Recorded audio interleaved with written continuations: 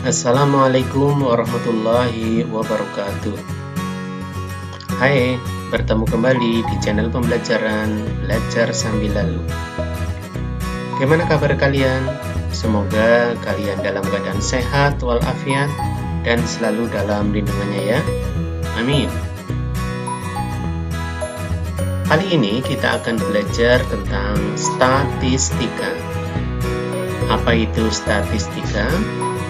Statistika adalah ilmu yang mempelajari tentang pengolahan data yang meliputi pengumpulan data, penyajian data, dan membaca data. Apa yang dimaksud dengan data?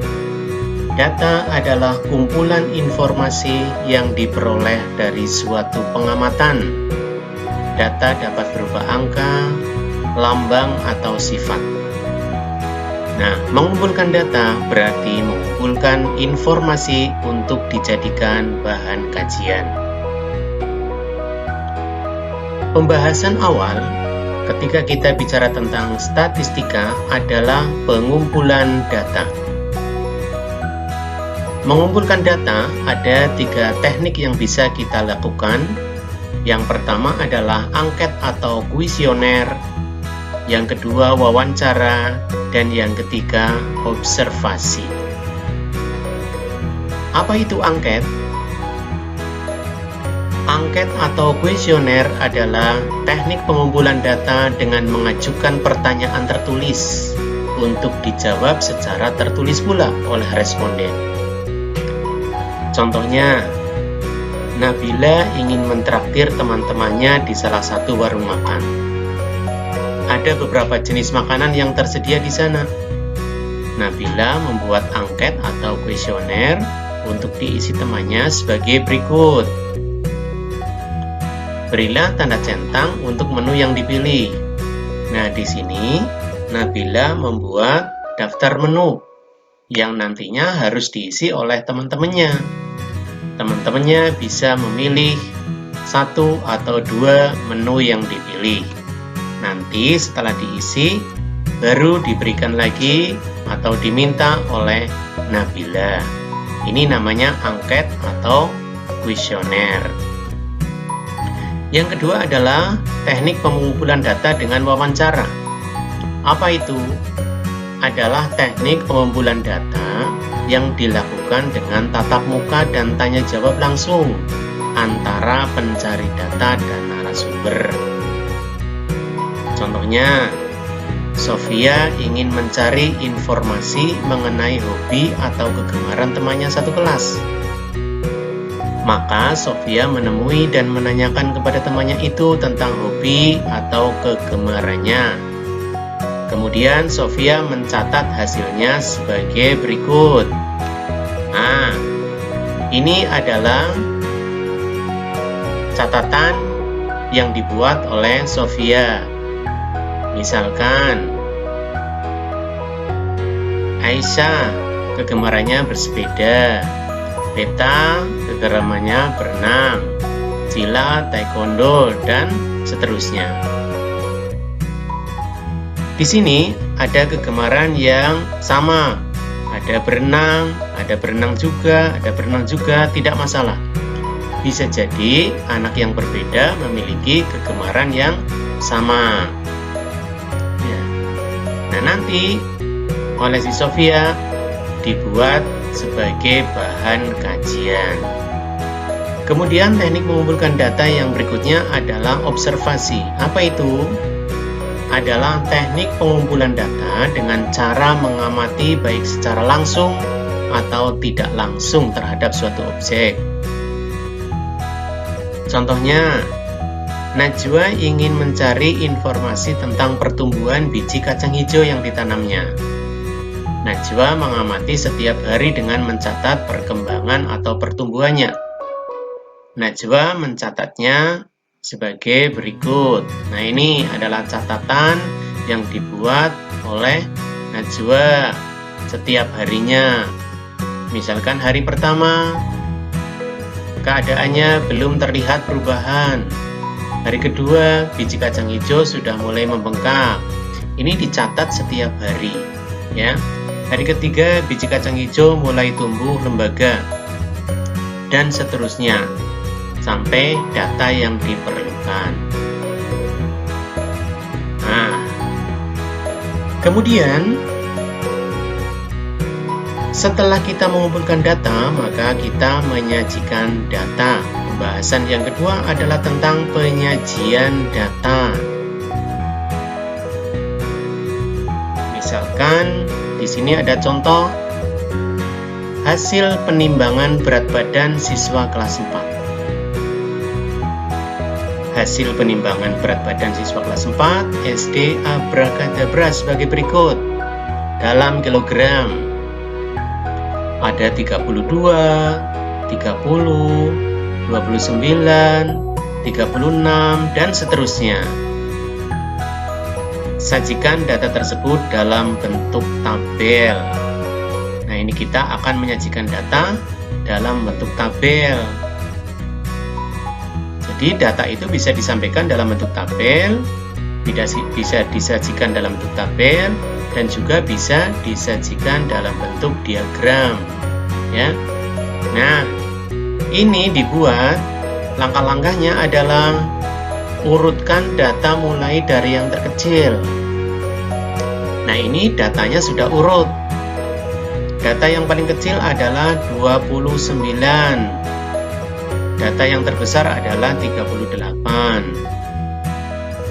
Nah, langkah berikutnya setelah kita mengurutkan data mulai dari yang terkecil, kemudian kita membuat tabel data. Tabel datanya seperti ini. Ada nomor, ada berat, ada frekuensi. Nomor di sini adalah nomor urut. Kemudian di kolom berat adalah berat badan yang didapatkan. Kemudian frekuensi adalah banyaknya siswa yang memiliki berat badan sesuai dengan yang ada di kolom berat ini.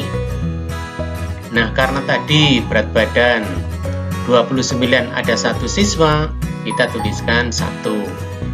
Kemudian 30 kg ada 3, kita tulis 3, dan seterusnya. Nah, langkah pertama dan langkah kedua sebetulnya bisa dipintas dengan cara seperti ini. Kita langsung menuliskan dan mengurutkan berat badan dari yang terkecil hingga yang terbesar. Kita membuat turus dan juga menuliskan frekuensinya. Nah, turus adalah pagar gitu ya, atau lidi. Tadi berat badan 29 ada 1, tulis 1. Kalau kita menemui berat badan 32, kita tulis turus 1 lagi. Kalau ada 32 lagi, tulis 1 lagi. Nanti kalau sudah sampai 5, diikat ya.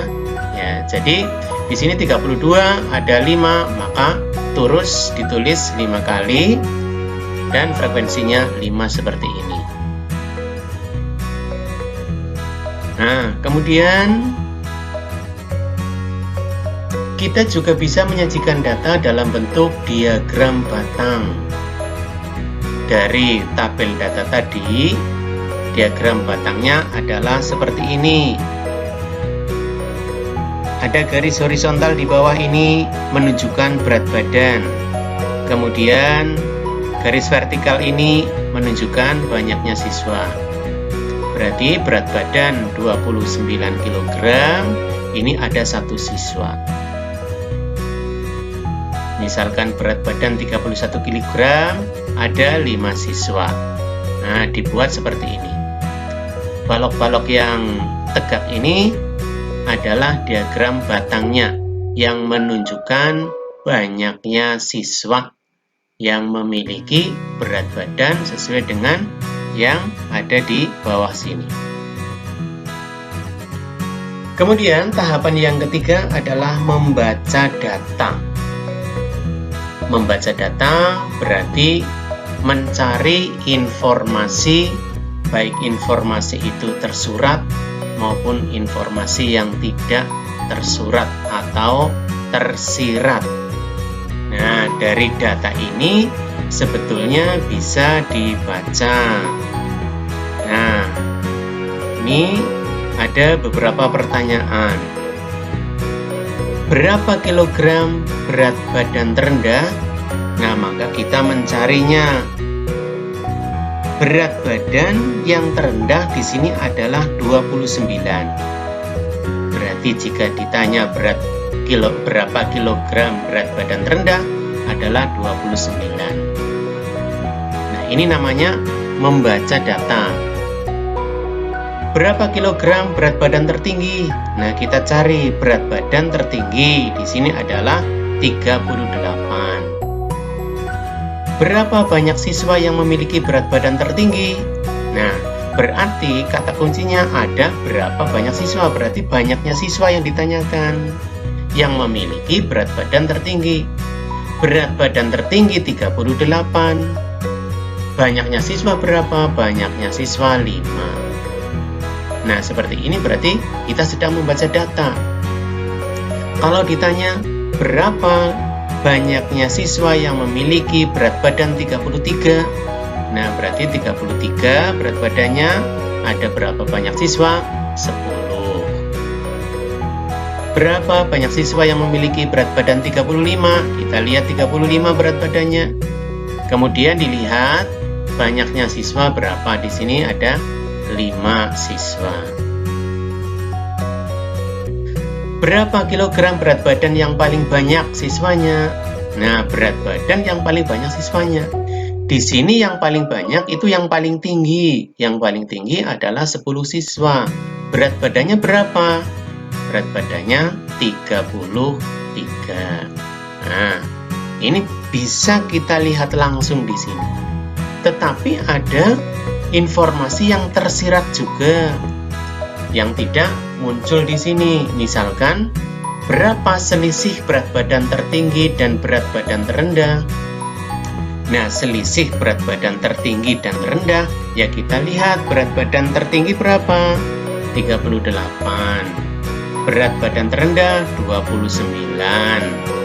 Nah, berarti selisihnya adalah 38 dikurangi 29. Itu kalau ditanya selisih berat badannya. Mungkin ditanya selisih banyaknya siswa.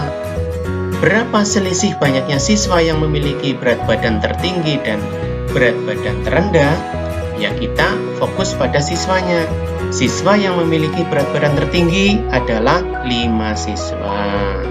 Siswa yang memiliki berat badan terendah adalah 1 siswa.